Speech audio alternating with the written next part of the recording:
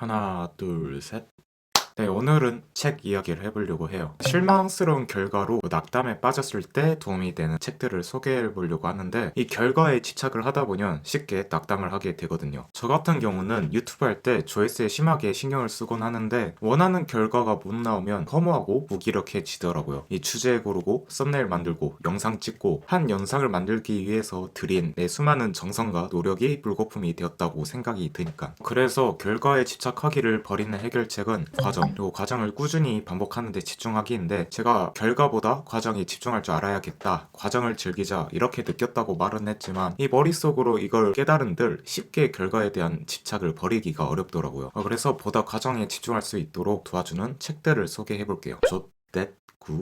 첫 번째 책은 바로 이 아자킴입니다. 제가 예전에 영상마다 한 번씩 언급할 정도로 제 채널의 본체라고 할 수 있는 책이죠. 이 책을 읽고 과정의 가장 작은 알갱이가 습관이니 그 습관을 들이는데 집중할 필요를 깨닫게 해준 책이에요. 책에 있는 내용 중에 목표는 쓰레기통에 라는 챕터가 있어요. 저는 결과가 목표라고 볼 수 있는데, 목표에 집착을 해봤자 달라지는 건 없다. 목표를 이루는 데 있어 성공한 사람도 실패한 사람도 목표가 있다. 그러니까 둘의 차이는 시스템이니 중요한 건 시스템이다 라는 말을 여기서 처음 접했어요. 그래서 전 이 시스템이 과정이자 습관이니 내가 평소 가지고 있는 생활 패턴이나 습관을 잘 들여놓는 게 이 목표를 이루는데 더 중요하겠다라는 생각이 들었고, 이 좋은 습관을 쉽게 들일 수 있는 방법을 알려준 책이에요. 제가 여태 목표를 못 이룬 이유가 무엇일까 생각을 해보면, 목표는 엄청났는데 목표를 이루기 위한 실질적인 실천을 잘하지 못했어요. 이 습관이 안 되어 있으니까 노력하고 이 실천하는 게 귀찮고 어려웠거든요. 그래서 좋은 시스템이 나에게 큰 영향을 주는구나, 그럼 좋은 시스템을 만들기 위해 내가 지금 당장 할 수 있는 아주 작은 습관은 무엇일까, 이걸 생각해보게 된 계기가 이 책을 읽고 나서였습니다. 그리고 작은 습관과 시스템에 집중해보니 조급함도 줄어들고 편해지더라고요. 좋은 말도 있는데, 작은 습관들이 반복되면 습관은 복리로 쌓이니 1년 후에 37배 성장이 있을 거라는 말이 저한테 위로도 되고 머릿속에 희망 회로가 돌아가도록 만들어줬습니다. 두 번째 책은 더 시스템입니다. 아자킴에서 작가 스콧 애덤스를 언급해서 알게 된 책인데, 이분이 목표는 우리가 얻어내고자 하는 결과이며 시스템은 그 결과로 이끄는 과정이다, 이런 말을 했다고 해요. 그래서 더 시스템이란 책도 흥미가 생겨서 읽어보게 됐는데, 책 제목대로 시스템의 중요성을 이야기하고 있어요. 기억에 남는 내용이 인생에서 뭘 할지 말지 판단 기준이 좋은 에너지를 주는가 아닌가, 이런 내용이 있어요. 그래서 저 역시 좋은 에너지를 얻게 하는 일인가, 이게 삶의 기준이 되어서 저한테 주어진 선에서 최대한 다양한 활동들을 체험해보면서 판단해보면 좋은 에너지를 얻게 하는 일들로 제 생활을 점점 채워가려 하며 살고 있어요. 이게 정말 맞는 말이라고 생각을 하는 게, 제 경험상 힘들다고 안 하고 편하게 누워있다고 좋은 에너지가 생기는 건 아니더라고요. 운동도 하고 놀러도 가고, 운동도 어떤 운동이 나에게 좋은 에너지를 주는가, 이런 걸 직접 체험해보며 판단해보고, 확실히 좋은 에너지를 주는 것들로 나의 주변을 채워가는 게 마음이 풍요로워지고 활기차지는 느낌, 그런 게 있습니다. 그리고 책이 과정, 시스템의 중요성을 이야기하는 책이라서 저도 결과가 원치 않는 결과가 나올 때 이 시스템을 개선하려고 하게 되더라고요. 그러면서 과정에 집중하게 되는 것 같습니다. 저 같은 경우는 지금 제가 바라는 게, 유튜브를 하니 유튜브를 잘 운영하고 싶어서 그에 맞게 제 생활 패턴을 계속 바꿔보고 있어요. 단적인 예시로 전에는 주에 5, 6일 정도 운동하니까 자연스럽게 유튜브에 시간 투자가 그만큼 적었는데, 그래서 영상 만드는 속도도 느리고 영상 업로드 주기도 길어지더라고요. 그래서 일단 양을 많이 만드는 게 실력적인 부분에서도 그리고 질적인 부분에도 도움이 될 것 같으니, 이런 시스템을 개선한다고 생각해 운동도 4, 5일로 줄이고 주제 같은 것도 빠르게 만들 수 있는 것들로 골라 영상을 많이 만들도록 하고 있습니다. 그래서 그런지 전에는 약 업로드 기간이 한 10일 정도 걸리기도 했는데, 지금은 주말에 쉬기도 하면서도 주 1회 업로드하고 있는데 성공하고 있고, 다행히 결과적으로도 제 채널을 봐주시는 분들이 전보다는 많아진 것 같습니다.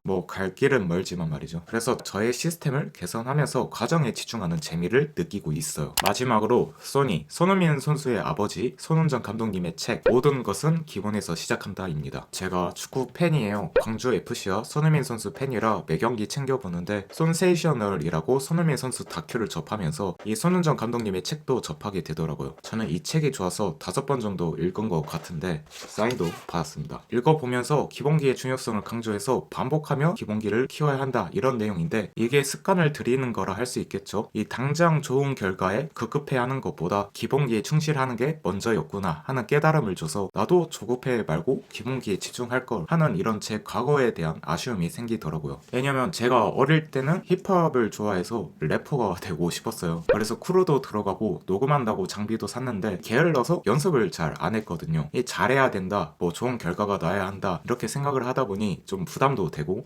그렇다 보니 발성적인 부분에도 문제가 많았고 노래를 많이 만든 것도 아니었는데 그냥 겉멋만 든 거였죠. 이 홍대병 같은 게 있어서 나 랩해 하면서 이렇게 힙부심만 키웠는데 가장 필요한 기본기가 안 되니까 이 결과도 안 좋고 포기하게 되더라고요. 이 소위 힙질이었습니다. 이렇게 음악을 좋아하지만 랩이 안 되니까 포기하고 작곡이라도 유튜브 보고 해서 비트 메이킹을 시작해보자 해서 했는데 비트 메이킹도 코드 진행이나 작곡 프로그램 다루는 방법 같은 작곡에 관한 이론적인 지식은 있지만 기본기를 다지려면 실천하고 부딪혀봐야 하는데 이 랩과 같은 이유로 잘 안 했습니다. 자신감도 없고 조급하기는 하고 이런 마인드가 기본기를 다지면 뭐하나, 기본기 다지는데 시간 쏟으면 너무 늦어, 이런 부정적인 믿음이 생기더라고요. 물론 계속 비트를 찍다 보니 운 좋게 제가 좋아하는 아티스트가 제 비트로 만든 곡을 앨범에 수록하기도 했지만 기본기가 부실하니 당연히 비트메이커로서 저는 오래가지 못했습니다. 그래서 돌이켜보면 이 기본기 과정에 충실하지 못하면 오래가지 못한다, 소위 좀 뽀록난다 이렇게 생각을 합니다. 이렇게 겉멋만 들고 기본기에 게을렀던 제 과거를 반면교사 삼아서 제가 유튜브 영상 만들 때도 기본에 집중하면서 영상을 만들고 있어요. 유튜브에서 좀 기본은 영상의 주제, 제목, 썸네일, 내용이라고 생각을 해서 이 네 가지를 집중적으로 개선하자 라고 생각을 하며 셀프 피드백도 하면서 채널을 운영하고 있는데 실력이나 성과적인 부분은 솔직히 부족한 부분이 있다고 생각은 하지만 적어도 제가 과거에 랩할 때나 비트 메이킹을 할 때나 이럴 때보다 더 낫고 열심히 하고 있고 살면서 가장 큰 그런 만족감을 느끼고 있어요. 그리고 이렇게 개선을 해가는 과정이 힘들지만 재밌더라고요. 기본기라는 게 게을리하기 쉽지만 이 기본에서 시작한다, 이 책 내용처럼 기본기에 집중하면 실력적으로 중간은 가는 좋은 방법이구나, 그리고 성장하는 재미를 잘 느낄 수 있구나, 이런 생각이 들었어요. 그리고 이 책에 대해서 더 이야기를 해보면 손흥정 감독님이라 이제 축구와 관련된 내용이 많지만 인성과 이런 사람으로서 성장에 대해서도 이야기를 하다 보니 제 경험처럼 기본기가 축구뿐만 아니라 다양한 분야에서도 그리고 삶에 적용할 만한 좋은 내용이라고 생각을 합니다. 또 기억에 남는 내용이 있다면 지금 당장의 성과보다 성장에 집중하자, 그리고 아들들에게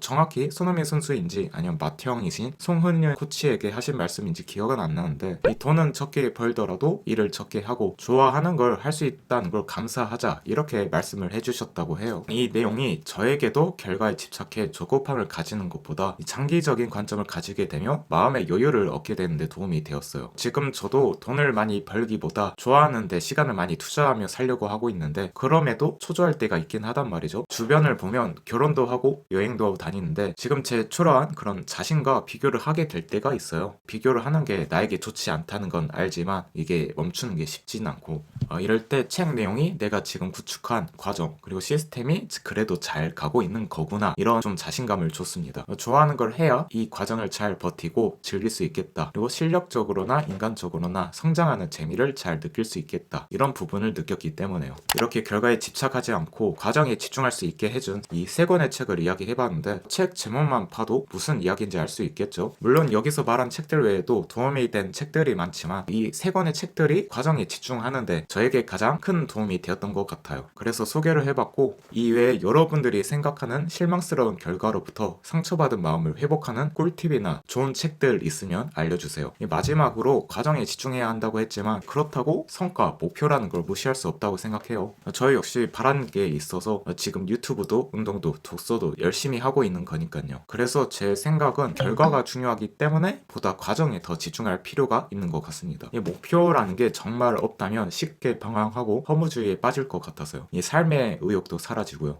다만 나답고 좋은 목표를 세울 줄 알아야겠죠. 영상은 여기까지입니다. 다음 영상에서도 우리의 삶을 건강하고 행복하게 해주는 습관에 대한 이야기로 돌아오겠습니다. 지금까지 카멜레용이었습니다. 조, 넷, 구, 알. 끝.